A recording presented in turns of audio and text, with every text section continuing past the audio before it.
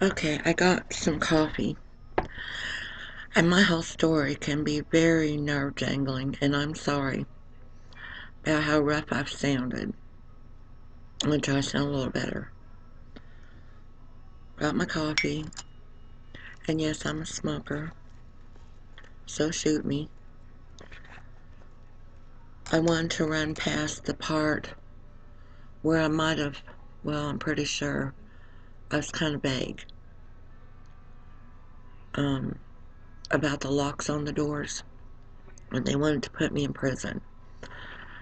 Bradley, after we moved to the downtown house, well, before that, before we lived in a little duplex near the downtown house, it was about 2 blocks, 2 to 3. And we got this old fixer-upper that my mom didn't want to give me or loan me $1,000 to put down, but we worked it out with the sellers to pay extra until we paid off that little down payment. Then we had it down to like 199.11, I believe it was, for a lot of years. And it was so rough. And we worked and worked and worked, to bring it back up to where it should be. Of course, it was built in 1870. It just hadn't been kept up. It had been a lot of different things over the years. Well, one of the things that we weren't counting on it being that we found out it was very spirited. And I'm not going to say haunted because I don't have that many followers to begin with, and I don't want to come off sounding like a kook, even though I know I'm not a kook, and other people realize I'm not a kook. And it's just one of those things that gets lumped in with kook ideas sometimes, you know, no questions asked. Well, we started noticing things, and my mom, being mom, was always like, it's all in your head, it's all in your head. I'm one of those people that got told things were in her head so freaking often that I thought, well, dang, one of these days something may just very well be in my head. That Mom finally did hear something one day in that house and told me about it. I guess I had left her there and gone to get cigarettes or something. I don't know. I may have been there. But she heard somebody walk up the stairs and down the hall and shut the door. She said, well, who's here? I said, no one. She said, are you sure? So I said, I'm pretty sure, Mom, but let's go look. So we did. We both trudged that old long, steep set of stairs. Went and checked it out. Nobody up there.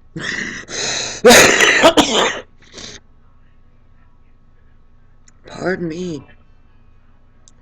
Well, not too much later than that, she started hearing things over at this house.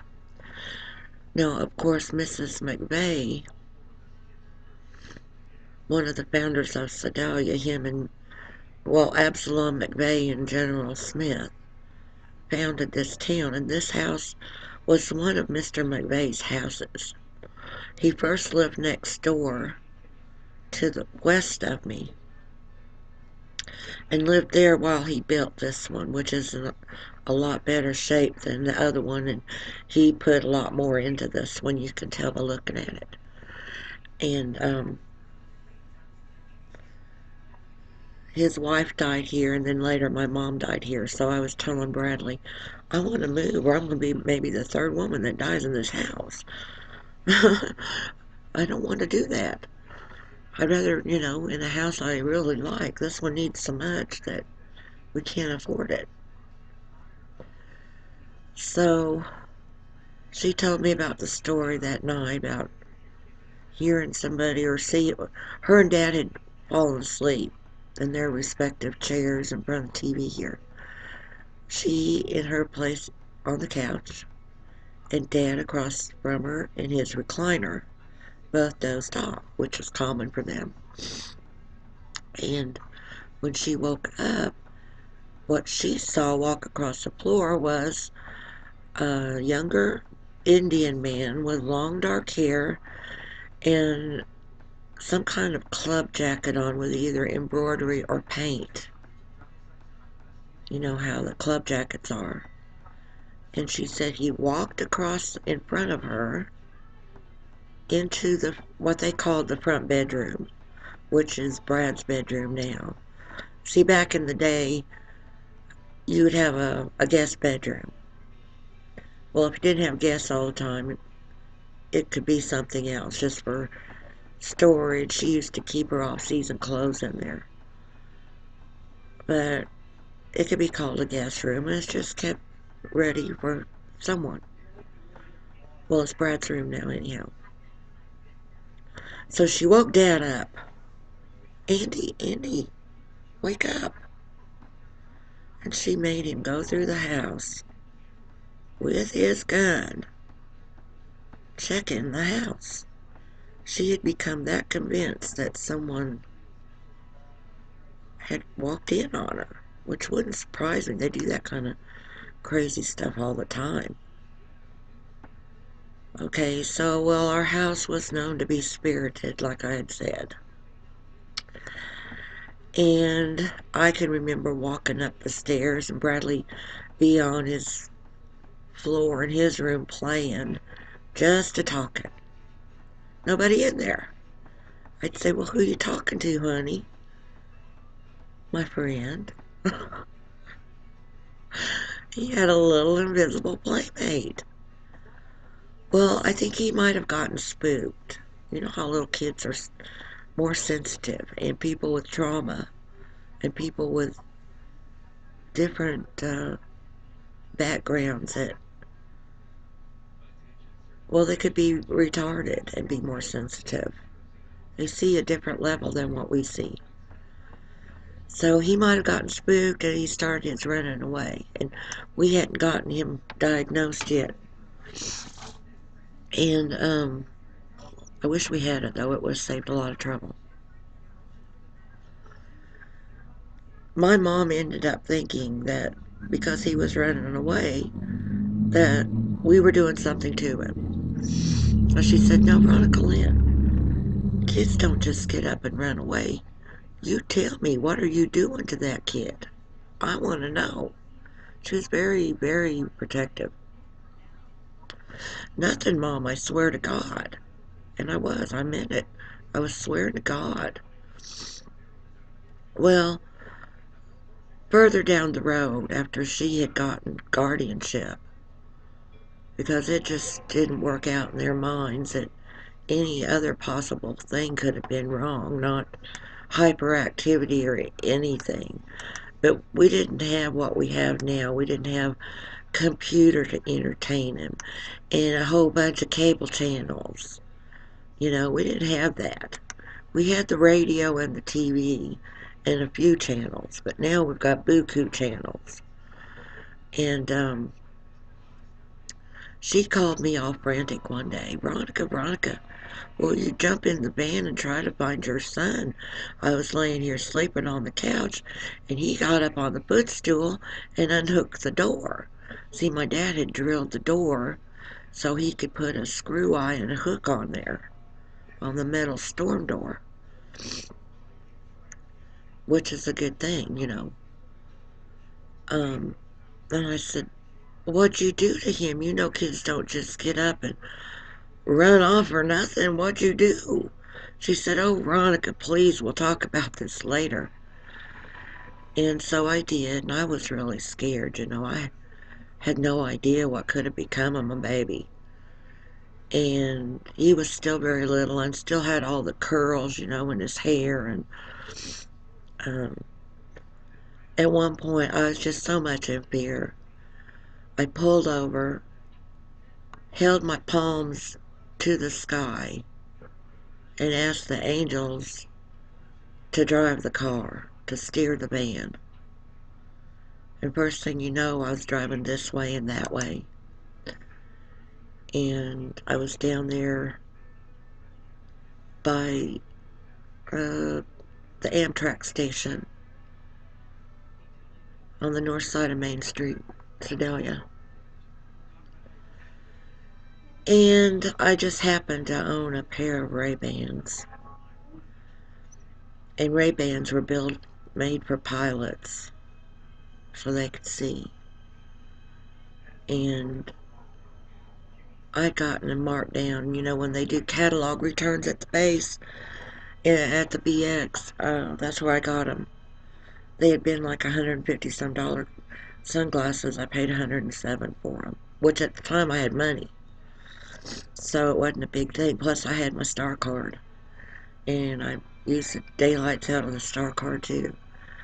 But I looked over to the west, sun just in my eyes. It was getting along toward evening, and I could see its little curly head sticking up above the curls above the tops of these 50-gallon drums they had set there. And he looked up and saw me, came running, smiling, jumped up on the running board, got in, shut the door, buckled himself, and said, "Hi, Mama," like nothing was amiss. So I drove back over here with Mom and drank some coffee with her or something. Try to calm back down, get everybody situated again. But see, at that point in time, the tables had turned on my mother, bless her heart.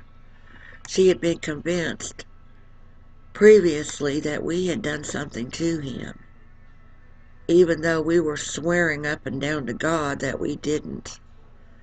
And she found out herself the hard way when he ran off from her that it wasn't anything anybody would do to Mr. Bradley. So that may be something that was subliminal, paranormal, if you want to look at it that way, that he was picking up on these little things and just deciding to make a run for it. And there may be kids like that all over this country, we just don't know.